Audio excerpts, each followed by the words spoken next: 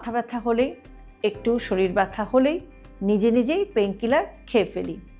Paracetamol, diclofenac, নেপ্রোক্সিন এই ওষুধগুলো খুব সহজলভ্য, কিন্তু নিয়মিত বা দীর্ঘদিন খেলে কিডনির রক্ত চলাচল কমে যায়। কিডনির ভেতরে থাকে লক্ষ লক্ষ ফিল্টার, যেগুলোকে বলা হয় নেফ্রন। এই পেইন কিলারগুলো ধীরে ধীরে সেই ফিল্টারগুলোকে নষ্ট করে দেয়। বিশেষ করে যাদের ডায়াবেটিস আছে, হাই ব্লাড প্রেশার বা উচ্চ রক্তচাপ আছে এবং যাদের বয়স 40-এর বেশি, এই মানুষদের ক্ষেত্রে ঝুঁকি আরও বেশি। একটা কথা মনে রাখবেন, পেইন কমানোর জন্য খাওয়া ওষুধ কিন্তু ভবিষ্যতে কিডনির ব্যথার কারণ হয়ে দাঁড়াতে পারে। অনেকেই বলেন, ডাক্তার আমি খুব কম পানি খাই, বারবার বাথরুম যেতে ভালো লাগে না। কিন্তু আপনি জানেন কি, কিডনি বাঁচে পানিতে। পানি কম খেলে কিডনি ঠিকমতো টক্সিন বের করতে পারে না, প্রস্রাব ঘন হয়ে যায়, কিডনিতে পাথর হওয়ার ঝুঁকি বাড়ে, ধীরে ধীরে কিডনি ড্যামেজের দিকে এগিয়ে যায়। আর যারা প্রস্রাব চেপে রাখেন অফিসে, বাসে, ভ্রমণে, তাদের ক্ষেত্রেও কিন্তু কিডনিতে ইনফেকশন হতে পারে এবং আরও নানাবিধ কিডনি রোগের সমস্যা তৈরি হতে পারে। প্রস্রাব মানে শরীরের বর্জ্য। যতক্ষণ আপনি আপনার শরীরের ভেতরে প্রস্রাবকে রেখে দিচ্ছেন, ততক্ষণ কিন্তু আপনি টক্সিক সাবস্টেন্স বা দূষিত পদার্থগুলো আপনার শরীরেই রেখে। ডায়াবেটিস আর হাই ব্লাড প্রেশার এ দুটোই কিডনির নাম্বার 1 এনিমি।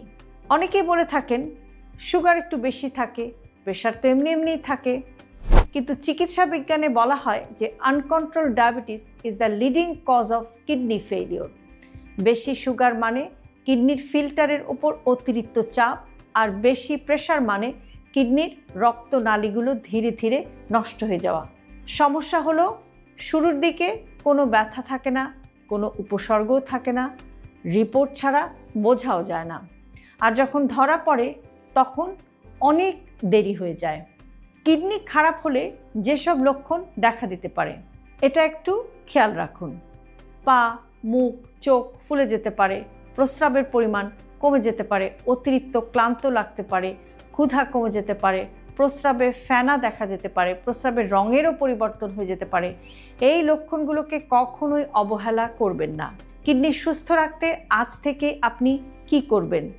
প্রয়োজন ছাড়া পেইন কিলার খাবেন না, দিনে পর্যাপ্ত পরিমাণ পানি পান করুন, ডায়াবেটিস এবং প্রেশার নিয়মিত চেক করুন, বছরে অন্তত একবার কিডনি ফাংশন টেস্ট করুন, লবণ এবং প্রসেসড ফুড বা প্রক্রিয়াজাত খাবার কমান।